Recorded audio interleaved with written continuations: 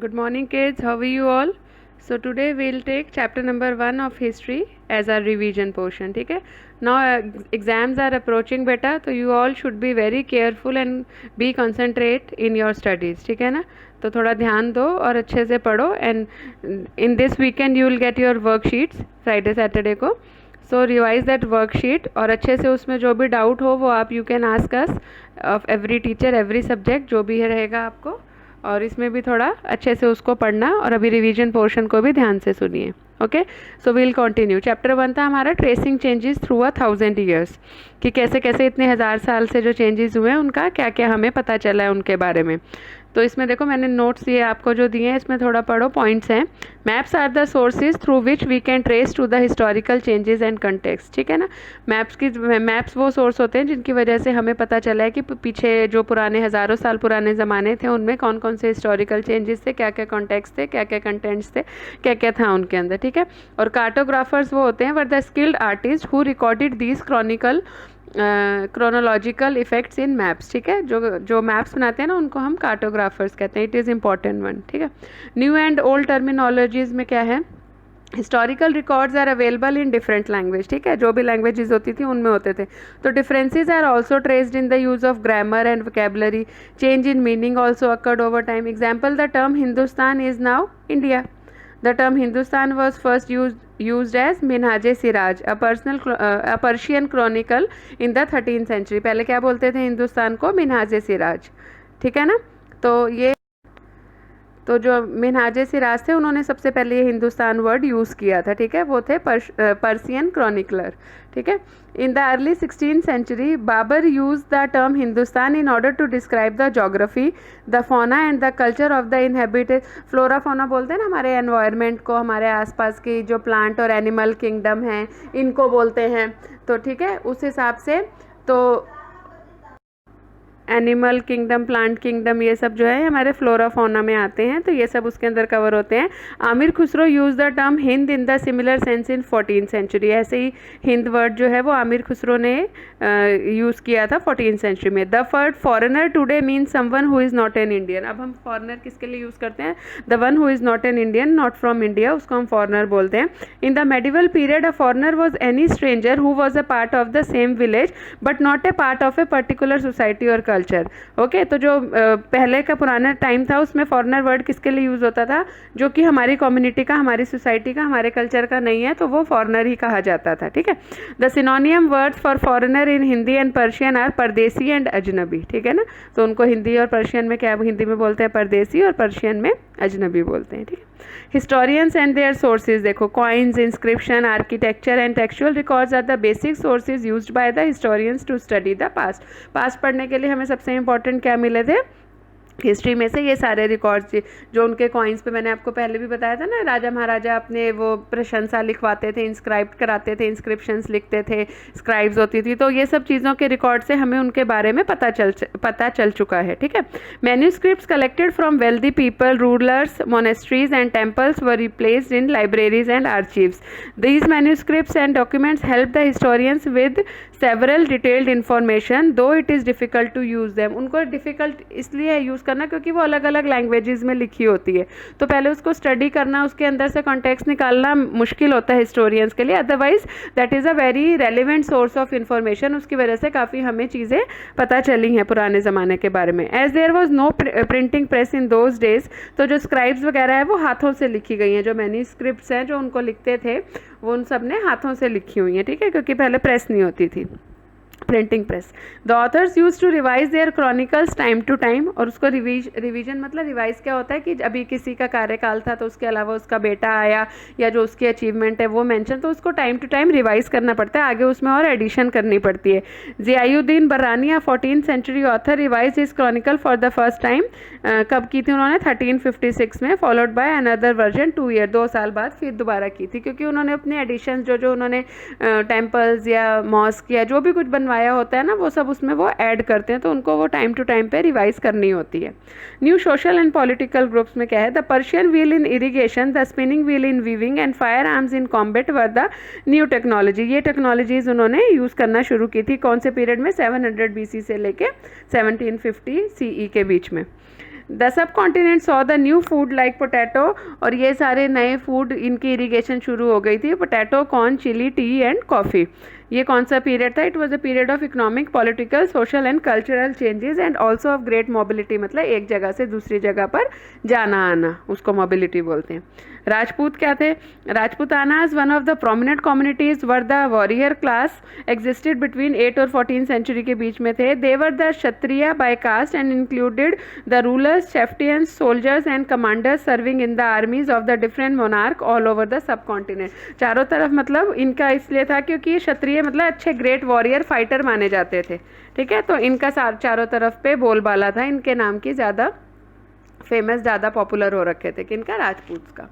Maratha, Sikh, Jat, Ahom and Kayastha जो थे, ये थे caste of scribes and secretaries, मतलब जो लिखते थे और जो सेक्रेटरीज थे जो उनका कार्यभार संभालते थे, were the other prominent classes of people. This period witnessed a gradual clearing of forest and extension of agriculture, ठीक है, तो जो फॉरेस्ट और एग्रीकल्चर का एक्सटेंशन है वो भी इसी पीरियड में, बहुत मेडिवल पीरियड की बात कर रहे हैं, उसमें बहुत सारा ये सब चेंजेस हुए। It caused changes in people's habitat, habitat मतलब जहाँ से रह रहे हैं, माइग्रेट करके दूसरी जगह पे जाना आना, in search of food, water, और ये जो इरिगेशन के नए नए तरीके निकालना, ये सब इसलिए उसमें माइग्रेशन इन्वॉल्व होता है, ठीक है ना। The division of Jat that is subcaste were made on the basis of their backgrounds and occupation, ऐसी सब कास्ट बनाई जाती थी, रैंक बनाए जाते थे, जो जाति होती थी उसको एरिया से एरिया में वेराई करते थे। Status of same jati varied from area to area, अलग अलग जगह पे अलग अलग सेम जाति के लोग होते थे, उनकी पावर, उनको इन्फ्लुएंस, उनके सोर्सेज जो थे वो उनके जितने नंबर होते थे, उनकी जाति में जितने मेंबर होते थे, जितनी, जैसे अभी भी जो समाज है, जैसे पटेल समाज यहाँ बोलते हैं, और हमारा कोई समाज होता है जैसे, ठीक है ना, सिंधी समाज होते हैं, ऐसे इन सब चीज़ों को, ये शुरू से ही ऐसी चीज़ें चलती आ रही हैं, तो उसी से इन्फ्लुएंस होकर आज तक भी इन सब चीज़ों का इफेक्ट है हमारी लाइफ पे, ओके, बाय हुक और बाय क्रूक, और मतलब कैसे भी है, ये चीज़ें आज भी हैं हमारे यहाँ पे देखने को मिलती हैं। Jatis were bound to follow the rules of their villages, उनका क्या रहता था, हर, जैसे अभी भी किसी किसी कम्युनिटीज़ के रूल होते हैं, तो ऐसे ही पहले भी होते थे, विलेजेस के रूल्स होते थे, तो वो उनको बाउंड होते थे, मतलब उनको मानना ही पड़ता था, उनके पास कोई और ऑप्शन ही नहीं होता था। Villages constituted only one small unit of a state and were govern by a chieftain, एक उनका वहाँ पे जैसे मुखिया होता है चिफ्टन, वैसे यहाँ पे एक चिफ्टन करके वो रखते थे। रीजन एंड एम्पायर में क्या क्या कवर होता है? The subcontinent was divided into several regions which were ruled by empires of different dynasties. By 700 several regions developed after their distinct geographical dimension and their own cultural characteristics. तो उन सब ने क्या किया था कि वो अपने अलग अलग रीजन्स को डेवलप, जैसे जैसे जीतते जा रहे थे, जैसे जैसे एम्पायर बढ़ते जा रहे थे, तो उनके रीजन जो थे वो ज़्यादा से ज़्यादा जोग्राफिकल डायमेंशन, मतलब उनका मैप, उनका नक्शा और ज़्यादा बढ़ता जा रहा था। During the period of 700 CE and 1750 CE, the 1000 year of history that we are exploring here, there occurred significant development in religious traditions में भी काफ़ी चेंजेस हुए थे, उनके धर्म से रिलेटेड भी काफ़ी सारे चेंजेस इस पीरियड में 1000 के अंदर, साल के अंदर अंदर हमारी हिस्ट्री में काफ़ी सारे देखने को चेंजेस मिले थे। ओल्ड एंड न्यू रिलीजन्स, उसमें क्या, हिंदुज़्म जो था, many great changes which included worship of new deities, मतलब नए नए देवी देवताओं का, the construction of temples by, मैंने पहले भी आप लोगों को बोला हुआ है कि ऐसे जितने भी मंदिर वगैरह बनते थे नए नए, तो उनकी जो पूजा पाठ, वो जो जिस भी राज्य में बनते थे वो सब स्क्राइब्स किए गए हैं, वो सब लिखे गए हैं, तभी हमें उनके बारे में पता चल सका है, ठीक है।